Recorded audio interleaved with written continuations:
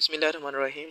आज हम competitive exam के अंदर वर्ब के बारे में जितने भी क्वेश्चन आते हैं उनको सॉल्व करने की कोशिश करेंगे, समझने की कोशिश करेंगे। वर्ब बेसिकली क्या होता है, ये हमारे पास एक्शन वर्ड्स होते हैं, ऐसे अल्फाज जिनसे हमें एक्शंस के होने का पता चल रहा होता है, किसी काम के होने का पता चल रहा होता है, उनको हम वर्ब कहते हैं। जैसा कि प्ले, जैसा वॉच, प्ले खेलना, वॉच देखना, तो ये क्या है, बेसिकली ये काम है, वर्क है। तो इनके बारे में जो वर्ड्स बताते हैं उनको हम वर्ब कहते हैं। तो इसकी कुछ टाइप्स हैं जिनको हम वन बाय वन देख लेते हैं। इसकी पहली टाइप अगर हम देखें तो ये है मेन वर्ब।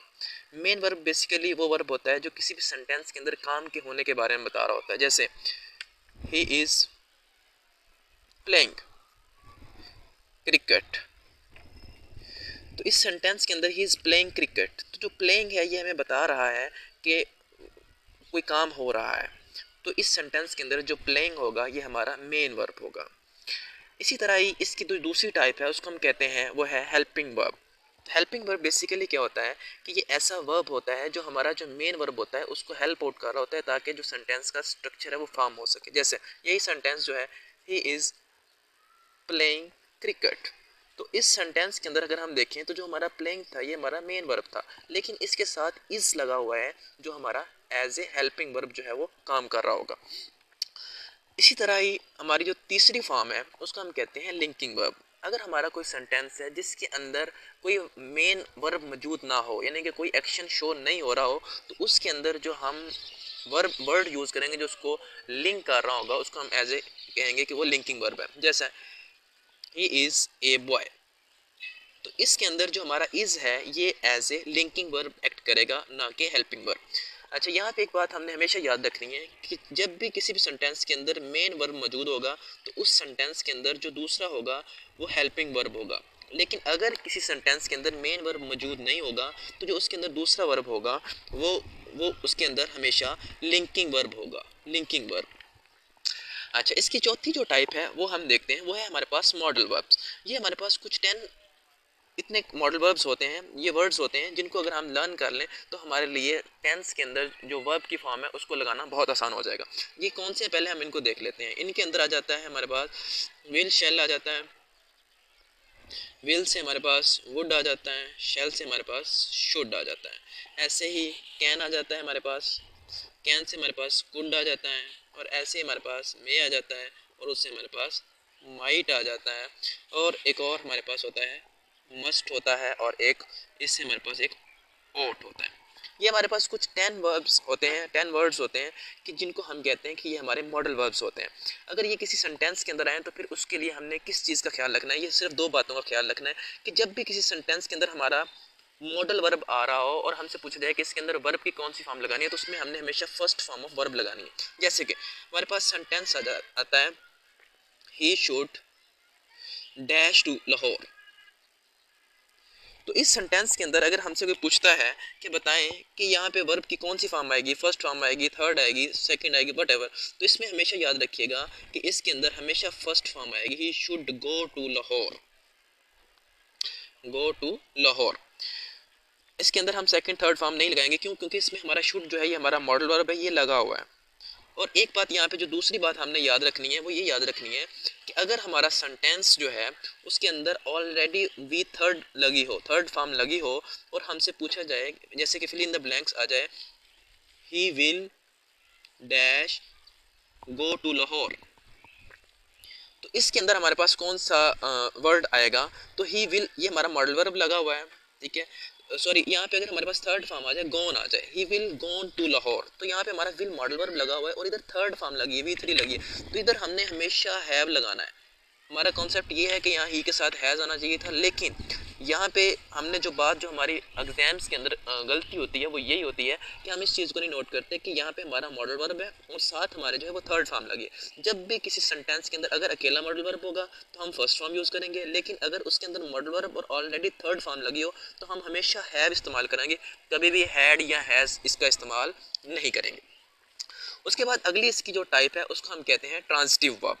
तो ट्रांजिटिव वर्ब जो है ये ऐसे वर्ब होते हैं, ऐसे वर्ब होते हैं जिनको एक्सप्लेन करने के लिए ऑब्जेक्ट की ज़रूरत होती है, कि ऐसे वर्ड जिनका एक्शन जो है वो ऑब्जेक्ट के ऊपर पड़ रहा होता है, जिनको हमें एक्सप्लेन करने के लिए ऑब्जेक्ट की ज़रूरत पड़ती है। जैसे किक, किक, जैसे लव, जैसे मैं अगर कहूँ आई लव, तो ये बात कंप्लीट नहीं हुई जब तक मैं आगे नहीं लिखूंगा आई लव यू। तो यहाँ पे इसका मतलब ये हुआ कि आई हमारा सब्जेक्ट है, लव वर्ब है और यू हमारा ऑब्जेक्ट है। तो जब तक ऐसा वर्ब जिसके साथ ऑब्जेक्ट ना आए तो वो अपनी बात जो है, अपना मीनिंग जो है वो पूरा कन्वे ना करे, तो ऐसे वर्ब सारे जो होंगे वो ट्रांजिटिव वर्ब होंगे। और दूसरे नंबर पे हमारे पास है इंट्रांजिटिव वर्ब्स। तो ये ऐसे वर्ब होंगे जिनको एक्सप्लेन करने के लिए हमें ऑब्जेक्ट की ज़रूरत नहीं होगी, इसके अंदर हमें ऑब्जेक्ट रिक्वायर नहीं होगा। जैसे आई वॉक, मैं चलता हूँ, बात ख़त्म, इसमें ऑब्जेक्ट की ज़रूरत नहीं है। और यहाँ पे इसको अगर हम थोड़ा सा मज़ीद देखें तो इसकी जब भी हम इसकी हम एक्टिव वॉइस बनाएंगे, जब भी हम इसकी एक्टिव वॉइस बनाएंगे तो हम इसके साथ कोई भी प्रेपोजिशन नहीं लगाएंगे। याद रखिएगा, ये सबसे हमारी जो गलती होती है वो ये होती है कि हम इसके साथ प्रेपोजिशन लगा रहे होते हैं एक्टिव वॉइस के अंदर। देखिए हमारा आई लव, इसके बाद हमने टू कोई भी प्रपोजिशन यूज़ नहीं की, क्योंकि लव जो था ये हमारा ट्रांजिटिव वर्ब था, इसलिए इसके बाद हमने ये नहीं कहा आई लव टू यू, हमने सिर्फ कहा आई लव यू। तो इसलिए ये बात हमने याद रखनी है कि जो भी ट्रांजिटिव वर्ब का एक्टिव वॉइस का केस होगा उसके अंदर हम प्रपोजिशन नहीं लगाएंगे। लेकिन अगर हमारे पास पैसिव होगा, जैसे क्वेश्चन आ जाता है she was married dash her cousin, तो इसमें हमें क्या नज़र आता है कि शी वाज मैरिड। तो मैरिड हमारा जो है ये वर्ब, ये जो सेंटेंस है वाज के बाद मैरिड थर्ड फॉर्म लगी हुई है। तो जब भी वाज के बाद थर्ड फॉर्म लगी, वाज के बाद तो आईएनजी लगता है, इसका मतलब है कि ये वाला जो है वो एक्टिव वॉइस का सेंटेंस नहीं है बल्कि ये पैसिव का है। तो पैसिव में मैरिड के बाद फिर प्रेपोजिशन टू आएगी। लेकिन जब हमने देखा कि एक्टिव के अंदर पैसिव के जो हमारा ट्रांजिटिव वर्ब होता है उसके बाद कोई भी प्रेपोजिशन नहीं लगती। अच्छा, और जो हमारे पास इंट्रांजिटिव होता है इसका कोई भी पैसिव वॉइस जो है वो एग्जिस्ट ही नहीं करता। ये हमने छोटी सी बात याद रखनी है। अच्छा, उसके बाद इसकी मजीद आगे जो टाइप है, एक होती है नॉन फाइनाइट और एक होती है फाइनाइट। हम पहले देखते हैं नॉन फाइनाइट को। ऐसे वर्ब्स जो हमारे सब्जेक्ट या ऑब्जेक्ट उसको चेंज करने से हमारे वर्ब जो हैं वो चेंज ना हो, तो ऐसे वर्ब्स को हम नॉन फाइनाइट कहेंगे। इसकी एग्जांपल भी मैं देता हूँ। ऐसे और फाइनाइट जो है ये ऐसे वर्ब्स होंगे जैसे हम सब्जेक्ट या ऑब्जेक्ट को चेंज करेंगे तो जो हमारा वर्ब है वो भी चेंज हो जाएगा। जैसे कैसे, ही एंजॉयज स्विमिंग। अच्छा, एक और हम लिखते हैं दे एंजॉय स्विमिंग। तो हमने यहाँ पे देखा इस सेंटेंस के अंदर कि ये देखें जो इंजॉय है, जब इसके अंदर ही था तो ये इंजॉयज था, लेकिन जैसे ये दे आया तो ये इंजॉय बन गया। यानी इसके अंदर हमारा जैसे हमने सब्जेक्ट को चेंज किया है तो ये हमारा जो वर्ब था इसके अंदर चेंज आई। लेकिन जो स्विमिंग था ये पहले ही के साथ भी स्विमिंग ही रहा और दे के साथ भी स्विमिंग रहा, इसके अंदर कोई भी चेंज नहीं आए। तो जो ये ऐसे वर्ड्स जो सब्जेक्ट या ऑब्जेक्ट के साथ चेंज नहीं होते, अपने आप को सेम रखते हैं, उनको हम कहते हैं वो है हमारे नॉन फाइनाइट। और जो चेंज हो जाते हैं जैसे ये, तो ये हमारे जो है ये फाइनाइट है। अब जो नॉन फाइनाइट हमारे वर्ब है इसके आगे मजीद 3 टाइप्स हैं। पहली टाइप जो है इसकी वो है जीरेंट। जीरेंट क्या होती है, बहुत सिंपल सी है, अगर हम इनको थोड़ा सा देखने की कोशिश करें वन बाय वन।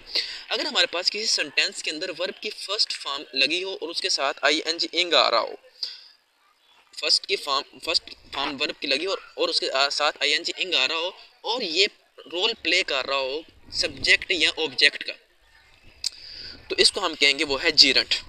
जैसे हम इसको देखते हैं, he enjoys swimming.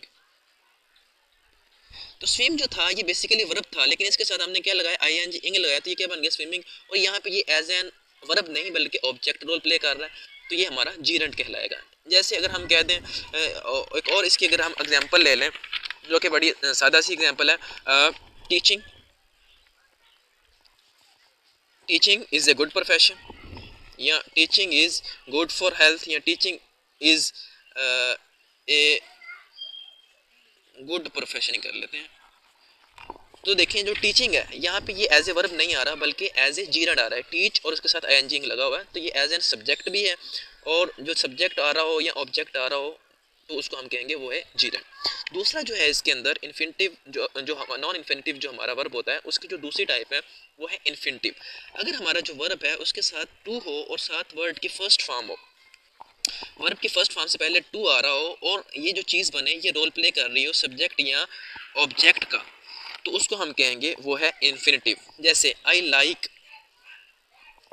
To swim, I like to swim. तो यहाँ पे देखिए टू जो है ये स्विम से पहले है, तो टू स्विम वर्ब से फर्स्ट फॉर्म से पहले टू लगा है, तो ये यहाँ पे जो है इसको हम कहेंगे ये है इन्फिनिटिव।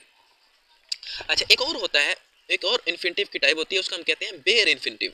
बेयर इन्फिनिटिव क्या होता है, ये इसकी सिंपल अगर मैं कहूँ कि बेयर इन्फिनिटिव ये होता है कि अगर हमारा मॉडल वर्ब हो और उसके साथ फर्स्ट फॉर्म हो, मॉडल वर्ब जो मैंने आपको बताए हैं ऊपर वो लगे और साथ फर्स्ट फॉर्म हो, तो उसको हम कहेंगे बेयर इन्फिनिटिव। जैसे कैन, कुड वगैरह जो है इनके साथ अगर फर्स्ट फॉर्म की वर्ब की हो तो जो वर्ड बनेगा उसको हम कहेंगे वो है बेयर इन्फिनिटिव। अच्छा, अगली टाइप जो है इसकी है पार्टिसिपल। अब पार्टिसिपल के अंदर दो आ जाते हैं, एक इसको हम कहते हैं प्रेजेंट पार्टिसिपल और एक हम कहते हैं पास्ट पार्टिसिपल। जो प्रेजेंट पार्टिसिपल होता है इसके अंदर अगर हमारा जो वर्ब है उसके साथ वर्ब प्लस आईएनजी इंग लगी हो और वर्ब जो है हमारा एज एन एडजेक्टिव काम कर रहा हो, एडजेक्टिव काम कर रहा हो, वर्ब के साथ आईएनजी इंग लगा और एज एन एडजेक्टिव काम कर रहा हो, तो उसको हम कहेंगे वो है प्रेजेंट पार्टिसिपल। और जैसे इसकी एग्जांपल देखें, this incident is shocking, this incident is shocking. तो ये देखिए इज शॉकिंग ये हमारा फर्स्ट फॉर्म है, तो यहाँ पे जो शॉकिंग है ये हमारा एडजेक्टिव है जो कि इस इंसिडेंट को बता रहा है, इस वाक़े के बारे में बता रहा है, तो ये एज ए एडजेक्टिव वर्ब कर रहा है, लेकिन ये फर्स्ट फॉर्म और इसके साथ आईएनजी लगा हुआ है। ऐसे अगर हम पास्ट पार्टिसिपल की बात करें तो इसके अंदर अगर हमारे पास थर्ड फॉर्म लगी हो और वो एज एन एडजेक्टिव का रोल प्ले कर रही हो, तो उसको हम कहेंगे वो पास्ट पार्टिसिपल है। जैसे इसकी अगर हम बात करें तो developed countries, developed countries should help the poor, countries should help the poor। तो इसमें हम देखें तो यहाँ पे देखें डेवलप वर्ड की थर्ड फॉर्म है, लेकिन ये यहाँ पे एज ए एडजेक्टिव अपना रोल प्ले कर रही है, एज ए वर्ब नहीं कर रही, तो यहाँ पे जो डेवलप है वर्ब की थर्ड फॉर्म है इसको हम कहेंगे ये पास्ट पार्टिसिपल है। तो ये हमारा जो था ये वर्ब के बारे में हमारा पूरा लेक्चर था। तो उम्मीद करता हूँ कि आप लोगों को समझ आया होगा और जो कमीशन के अंदर जितने भी क्वेश्चंस आते हैं वो इससे सॉल्व हो जाएंगे। जज़ाकल्लाह खैर।